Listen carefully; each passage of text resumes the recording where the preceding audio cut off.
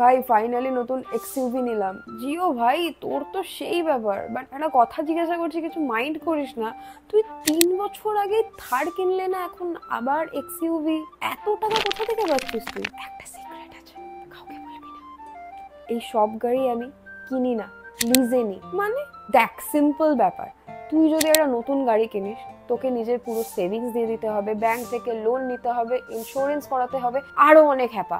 লিজে এমন কিছুই নেই, তোকে একটা ফিক্সড পেমেন্ট প্রত্যেক মাসে করে দিতে হবে, আর তারপর এই ইএমআই, ইন্স্যুরেন্স, মেনটেনেন্স, এই সবের কোনো ঝামেলা পোহাতে হবে না।